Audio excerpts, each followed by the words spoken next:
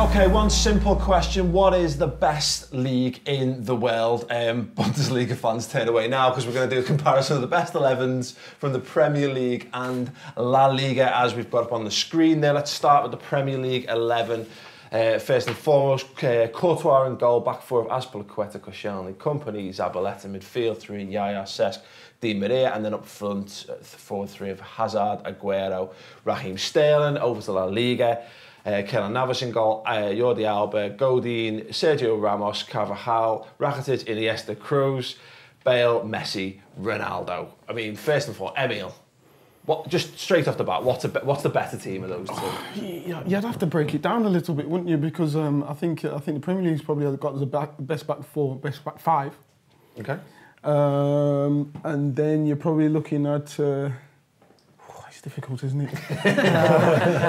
Well, the front three. Well, it's arguable. It's hard to go any further than Ronaldo, Messi, and. I think the interesting thing about the front three for me is that. Luis Suarez isn't in that, whereas if he was still in the Premier League, he'd be in the Premier League team without a shadow of a doubt, which sort of says just how good the attacking talent is in the Liga right now. What do you think, Andrew? Well, I think firstly, let's not talk about this doesn't offer any defensive protection. Let's not even dip into that.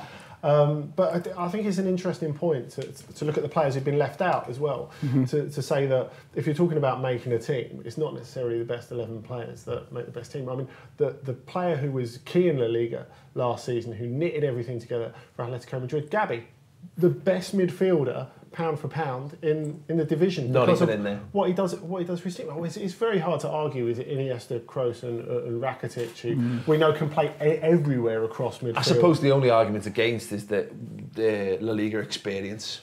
They're still untried, aren't they? In that league, they haven't. We don't know how they'll settle. And similarly, I suppose with the Premier League team, we don't know how Di Maria would settle. You look at it and go. I mean, you look at it and say top quality players.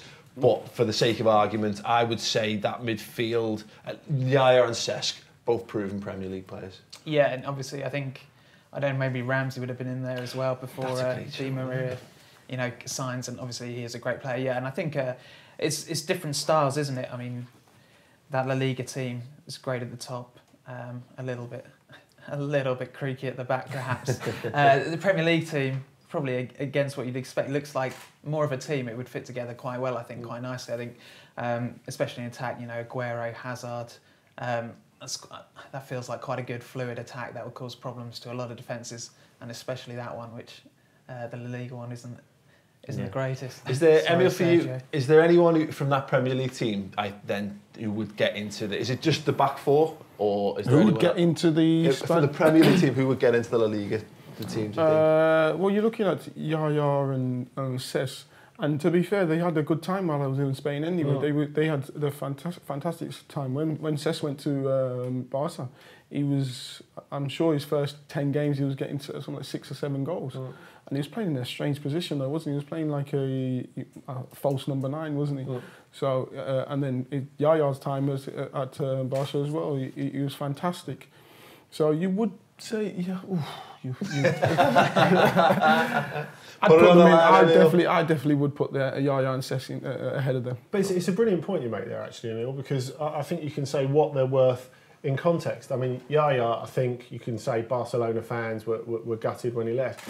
Cesc Fabregas, not so much, because when he came back, he'd sort of become a man in the Premier League, and he's a really Premier League sort of player in the same way as Lampard is, the same way as Gerrard is. And rather than looking at him as an alternative, they're like, oh, you need to relearn to play the Barcelona way, which is ridiculous. It's knocking the best bits out of him. So Cesc is far more valuable in, say, Premier League terms than he is in La Liga terms. And it goes back to your point, Paul, about, we've got to see a bit more of Kroos, because Real Sociedad the other week, he was left on his own to sort of cover a scatty defence. And, he needs a bit of help in there to flourish. Well, there you go. The debate's going to rumble on 2 fantastic leagues. Don't forget, if those games are live on TV, they're live on Virgin Media.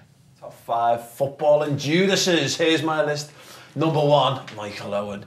Number 2, Sol Campbell. 3, Ashley Cole. Figo 4 and Van Persie 5.